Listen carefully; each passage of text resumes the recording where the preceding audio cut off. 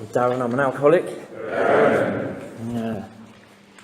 I always visit here in November, and I know my clean date, my sobriety date is in August. And I've been to this meeting quite a lot, and I thought I'm going to swerve sharing at that meeting. But yeah, thanks Wendy for asking me.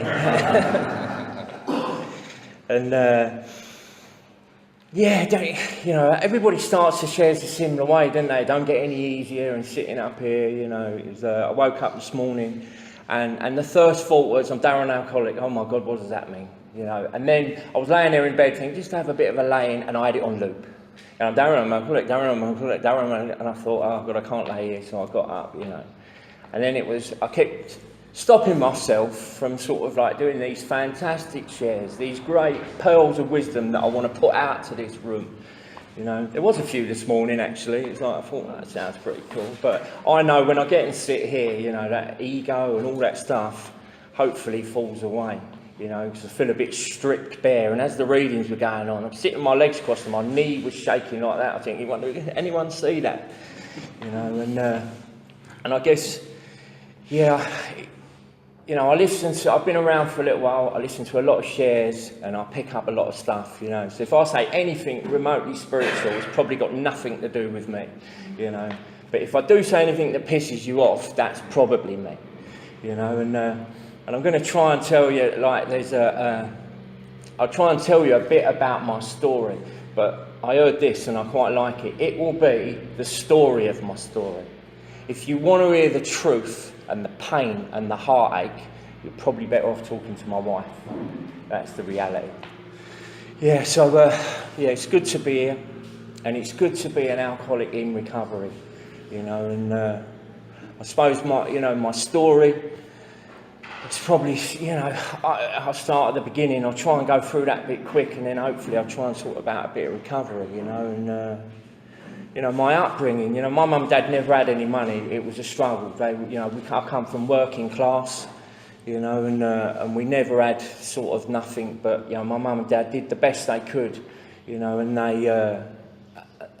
they were good parents, I always wanted to blame them for something when I was a kid. I didn't quite know what, but I wanted to blame them for something. And I know when I come into the fellowship, well, in my latter years of drinking, I was sort of hoping, I wish one of them would be an alcoholic or something like that, because then I could really pin it on them, and they wasn't. They were good people, they were functioning, they were going to work every day, they supplied for their children. And they gave enough love, and what turned out, it was enough love for my sister because she could receive it, But I guess for me, knowing a little bit about this illness, for me it was well present before I started drinking, And so trying to receive that love from my parents, I know that now is really difficult, And it will be, around Christmas time, and they do the best that they can for me, and they give me presents.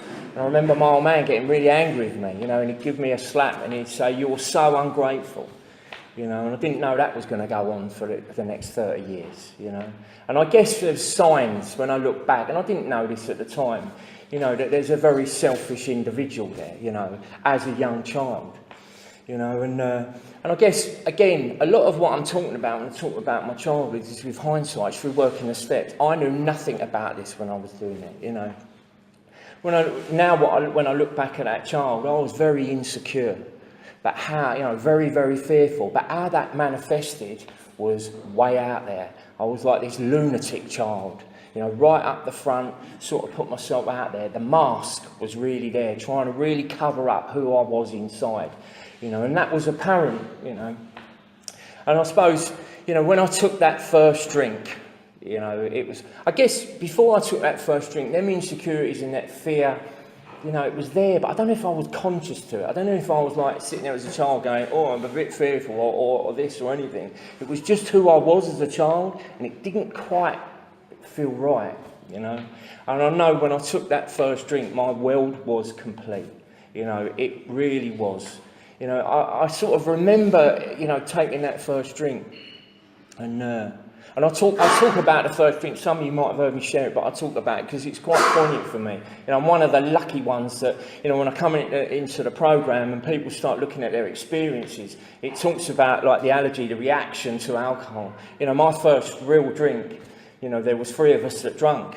A friend of mine nicked a bottle of scotch, and the 3 of us drunk it. One of them tasted it. He said, "I don't like that. I'm not drinking anymore." The other one drank it, and he got taken to hospital and had a stomach pumped. I drank it, and I turned normal. I was like, cool. Life was cool, We was at a school disco, and it was really cool, you know what I mean? That issue around dancing and girls.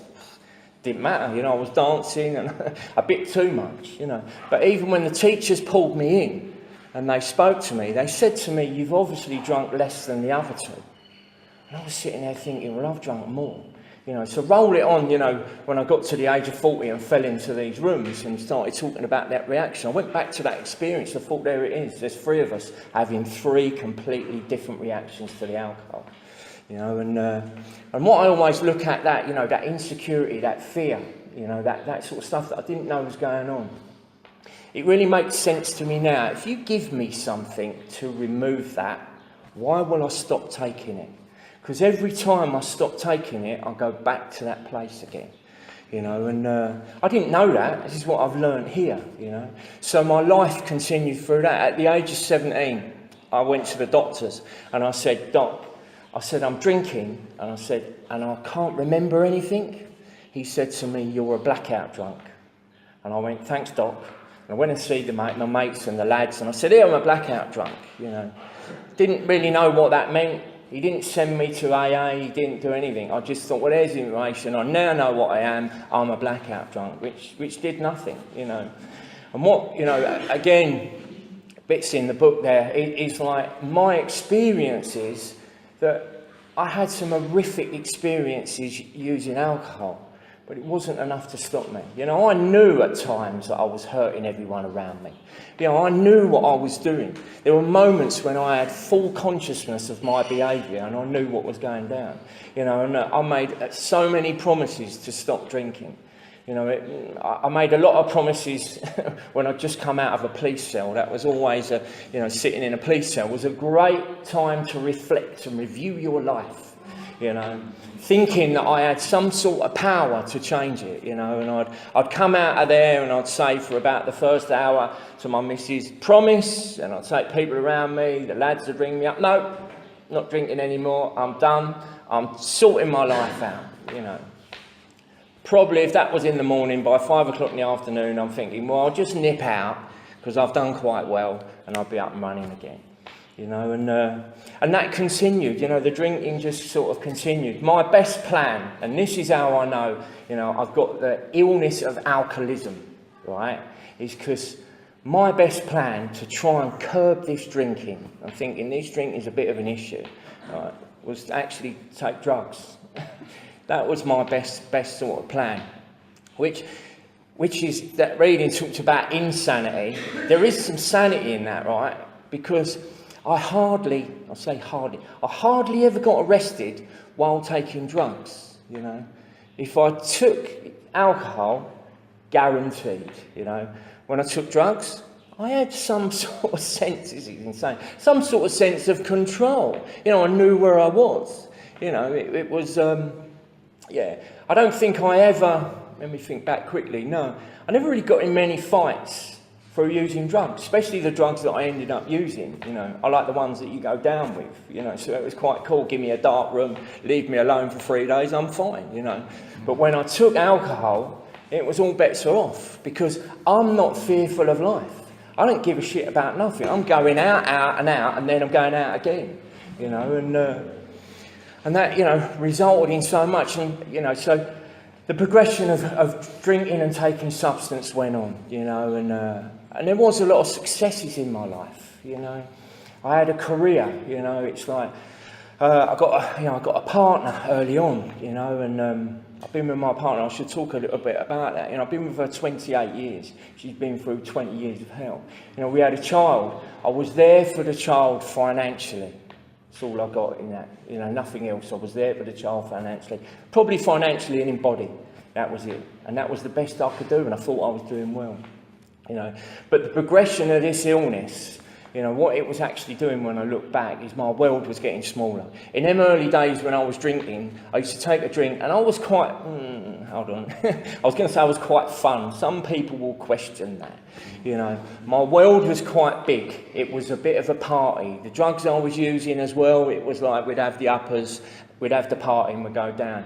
As it progressed, I noticed it was getting smaller, and it was getting smaller, And it got to a point, I was talking to lads yesterday, I sort of just give you an example, the progression of my alcohol. I went to a wedding and I don't know what happened. I switched into blackout, but I remember coming to, punching the bride's father, and just sort of coming to. I can see this vision in the room, and then getting dragged out of there, and then my missus is with me, and we left. So you think, got away with that one, But it's something in me that when I'm fueled by alcohol that really don't care, I made my missus go back. And we went back to the wedding, and I got out the car and just called it on with, all these people, and they give me a proper good hiding. Proper good hiding. My missus was hanging off me to try and stop me. But I just kept going on and on and on because I just won't stop. Blackout, it doesn't stop me from going, and I took a good hiding, and we ended up, I got back to the car and she'd left the lights on in the car and the battery went flat. And so the only way we could get the car started was going to be to bump it in the car park. So she couldn't do that, so I said to her, you get in the passenger side and push, and I'll push from the driver's side and we'll push it and get it started. We pushed it through the car park and got it started. And so she's now sitting in the passenger seat and I'm now sitting in the car. Well, I've just, in that place inside myself, which I'm today when I'm clean, I'm absolutely scared of in myself, I will spun round the car park and I see these fellas standing outside the hotel and there's all the wedding guests and all that. So I just drove the car towards these fellas. There was 8 fellas standing there, and I just dropped it. My missus was screaming like a lunatic, and I just drove into these 8 fellas. Well, they all got out of the way, because don't forget, I'm in blackout. I'm not the best drink driver in the world. So I missed all 8 of the fellas, with my missus screaming. And I drove into the foyer of the hotel and hit the DJ, who was carrying all his equipment out from doing the wedding, But my missus was sitting in there next to me, stone cold sober, watching this going on, and I did not care for her one single little bit in that moment. Not one thought for her. Anyway, a lot of this story is what my missus has told me and I've put together, because I'm in blackout. The 8 fellas, they pulled me out, and they sat on me, literally. They give me another good hiding, they sat on me until the police got there, and the police got me. I actually come to in a police cell, and the first thing I did was got up and I thought, I was in pain, I was battered. And I looked round the cell and I thought, I don't recognise this, I was in a strange place. I pressed the buzzer and the police come to the door, and I said, what am I here for? He said, sit down, someone will be with you in a minute, you're in here for attempted murder. And left it at that. He left me sitting there. And I remember thinking to myself, this is it. It's done. This is it. What have you done? Because I'm frantically trying to remember. I don't know if any of you suffer with a blackout. That beautiful, wonderful feeling when you come to in the morning of what have I done? And there's something in your stomach, right, that says, you've done something. And it's, that feeling. So that's the kind of drinking that I do, and what happened was that because I'd hit the DJ and he'd seen what's gone on, maybe he was one of us, I don't know, because he dropped all charges and I got away with it, right? The point why I'm telling that story, because that was midway, in the alcoholism. So we've got the first one at the beginning, which is the reaction. Now on, I'm having a different reaction to these people and I've turned normal. And midway through, I've had this drink. This is a major consequence, right? I'm up for attempted murder, right? Once that was dropped, right, I then got to go back to my missus. Do you know what? I think about this now. I never went back with regret for her. I never went back with guilt for her. It was all about me. I don't even think I apologised for her being in that car. You know, I just sort of carried on. It was her car as well, and I smashed it in. You know, I said, we'll have to sort the car out. Finance. I knew I could be able to sort that out. You know, I never apologised. But what I'm getting at, right, Trent, is the progression of this. You know, so I was drinking harder, but becoming more disconnected, you know. And it just progressed from there. That's the type of drinking that I do, you know, when I get in a blackout, you know. Progress even further. I always like to say it's the first drink, the middle drink, and my last drink. You know, the last drink I ever had, I've been under another horrific situation where, you know, I was about to get arrested, you know, but I'll tell you a little quick bit about that story, you know. How I'd become. You know, I'd never had a driving licence, anything like that.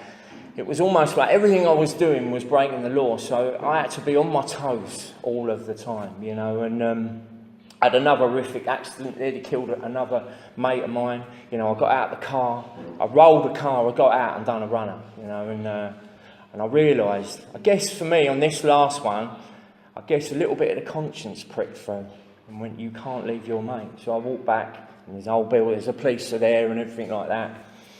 And out of my lips just come this story. I said, were you driving? It was obvious that I was driving. It was my missus' car. I was, you know. And I went, no, the fellow who was driving got out and done a runner. I just chased him up the road. And I couldn't catch him. And believe it or not, right, they swallowed that story. And again, I didn't get arrested. But after that little prick of the conscience that I run off and left my mate, I just thought to myself, I just can't do this anymore. I can't do it anymore. And I took, that year I had 2 attempts on my life. Throughout my life, you know, I've had 6 suicide attempts. 3 of them I don't know anything about. It's only when I went into the hospital at the last point and they said, this is your 6th attempt. You know, and I thought, well, I only know 3 of them. So I couldn't cope with it. And I went to kill myself. You know, I got back home and my missus, she went to work and I was serious. It weren't one of those ones where you're just going to sort of like, you know, let's do a bit of attention seeking. It was absolutely serious because I got to a place in myself where my best thinking said that you cannot do this to people anymore.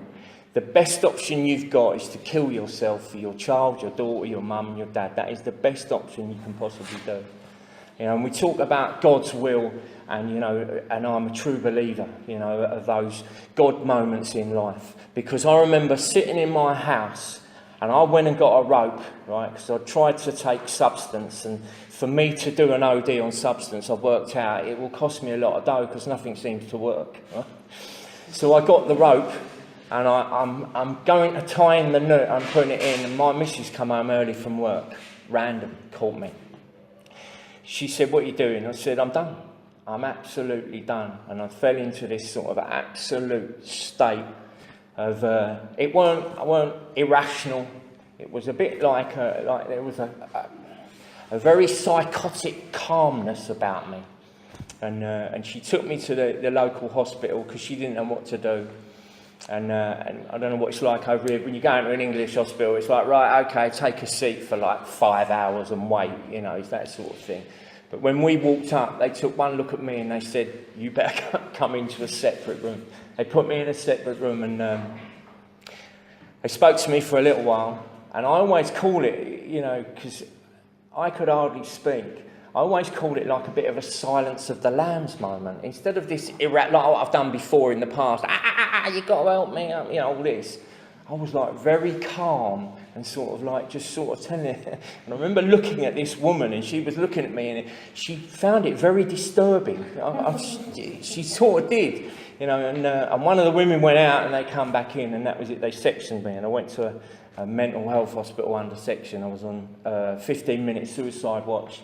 They was watching me every 15 minutes. They was giving me prescriptions, medication, tablets and that sort of stuff. And I'd like to say that was it, you know, that was the bottom that turned it round. No, what I did is I got friendly with people in there. I started manipulating the medication, you know, and we managed to smuggle in a drink. You know, my last drink was in a psych ward, you know, and that is my last time that I went into blackout. I kicked off in there, you know. The staff got out of the way, and the lads that I'd met there, we was all sort of together. They didn't want to know, you know. And I remember, I guess we talk about rock bottoms. I probably hit an internal rock bottom, but just lost trying to find my way. You know, I remember coming to in England. You get a bed there, and they're like a plastic mattress. You know, well, I come to, and I pissed myself, and I swung my legs round, sitting on the edge of the bed, thinking, you're in a psych ward, you've been in a blackout, you've got that feeling again, you're sitting in a puddle of your own piss. And I looked around, and there was nothing I could even kill myself with. I thought, this has got to be the lowest of the low, you know. And but I still really wasn't ready at that point. It weren't like I was sort of ready. And the great, you know, this is my experience. The great medical services are fantastic, but they really cannot deal with alcoholism. That's my experience. So they kept me in there for a month. I see psychiatrists, I see therapists, I see doctors, I see all of that. They're looking at potions and powders to give me and all that sort of stuff. And their end result was, after a month, we can't help you. There's nothing really wrong with you. You're not a schizophrenic, you're not a manic depressant, you know, you're not this and you're not that, we can't help you. And they kicked me out. You know, they kicked me out of there. And I kicked off like a lunatic in that place, because I knew that when I went back out there, it was all over again. I didn't want to live. I couldn't do life on life's terms anymore. You know, they give me some tablets, good old doctors, they give you some tablets, and because I'd kicked off, I had to get off the premises. So I had to go and sit outside the gate with boxes of tablets, enough to kill myself. Well, I guess like any good alcoholic, I looked at the tablets I gave them, and they was all right. So I just took enough to feel okay, and my missus come and picked me up, you know. And we talk about God's will as well. In England, you know, to get funding for a treatment centre is quite hard, and if you're going to go private, it's quite expensive. We had no money, you know. My missus phoned up a treatment centre that you could get funding for. They'd done an assessment on the phone with me at 10 o'clock in the morning. I got kicked out at 9. I'd done an assessment at 10, and by 4 o'clock I was 3 hours down the other end of the country in a treatment centre, you know, and with no money. They just took it off by the assessment. And I went in that treatment centre, and I remember I was so lost, I was so angry. You know, they'd all done the dinner in there. I sat outside in the garden while my missus had dinner with them all. You know, and I sat in that treatment centre, and what they'd done, they introduced me to meetings. You know, first of all, a fella said to me, "Here's a book here you might like to read." I thought, oh, okay, have a look at the book. Didn't know what it was. Turned out to be a big book. I opened it up. Every other word was alcoholic. I give it back to him and said, "No, thanks, mate. You're taking the piss, aren't you?" Because I just didn't connect with being an alcoholic, you know. I didn't drink like what I thought an alcoholic did, you know. I never sat on a park bench, never had a can in a brown paper bag. I never got up at like 8 o'clock in the morning and necked a bottle of scotch. Just weren't my story, you know. Well, in that treatment centre, you know, they did like groups and all stuff like that, and I was really lost and confused. And we sat in this group one day, and they used to have these check-ins. This is how shut down I was. They had these check-ins, and they'd go around each person. And these people had been in there at different times, and they're going around, and they go, "Right, how do you feel?" And they go, "I feel such and such this today. I feel angry, or I feel, you know, lonely, or anything like that." Right, doing these check-ins, right? And they were going, "And I'm so sober," and all that. I was sitting there listening. I was watching it go around the room, and I thought, in a minute, it's going to come to me. What do I feel? And it was summer at the time, so I thought, well, I feel hot. So it came round to me. I went, "How do you feel?" I said, "I feel hot," like that. That was all I had, which is the reason why I'm saying it. That's all I knew about myself. I never knew how I felt or who I was or anything like that. And I definitely didn't know about being sober, sobriety, you know, like abstinence, nothing. I knew none of that, you know. So that was my best shot. Then the first time that I connected that this was an illness, we was in that same group room. We was in that group, and there's probably a few people in here that have been to treatment, and they was all bickering, you know, because so-and-so was having an affair with so-and-so, and this was that, and that person didn't do the washing up. This is before the group started, and it was all going on. And this one fella stood up. He was in treatment. He'd been there a little while. He stood up, and he said, "Well, you lot shut up," and the room went quiet, right? And he said, "Do you realise?" He said, "There's 25 of us in this room." He said, 20 of us are going to die of this illness. He said, 3 of us are going to drink until an old age with a shit life. And he said, 2 of us are going to find recovery. And I sat there and thought, what is he talking about? Illness? I ain't got no illness. What was he talking about? And that was my first introduction in what the problem was, you know. And ever since that point, you know, you do that sort of like thing. You know, one minute I want to die, but if you tell me I'm going to die, then I want to live, you know. So ever since, and in my mind now, it's like, well, there's 25 of us. I've got to be at least in the 5, and I want to be in the 2. So what have I got to do? You know, I ended up leaving that treatment centre, you know, and the manager pulled me aside at the end, and he said to me, he said, when you come here, first of all, he said, you was hopeless. He said, you now know that people can live sober. He said, so there's a bit of hope. And I said to him, do I need that? And he went, yes. I was like, wow. He said to me, you've also been to a few meetings now. He said, and he said, you've seen people that are staying sober a day at a time. He said, there's a bit of faith. And I said to him, do I need that? And he said, yeah. And again, I didn't know. That's how shut down and lost I was as a human being. I had no idea. From that treatment centre, you know, I went into meetings. You know, I did a meeting every day, probably for 3 years. You know, every single day. I did service straight away. You know, I got involved with meetings. I got my sponsor straight away. You know, and my sponsor, he gave me everything. You know, he took me through the steps. What my sponsor did for me, he showed me how to be a man in this world. He taught me about...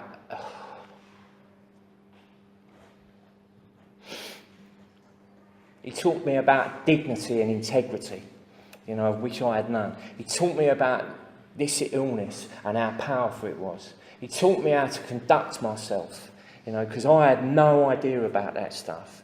He showed me how scared I was, and then he showed me it was all right to be scared, you know.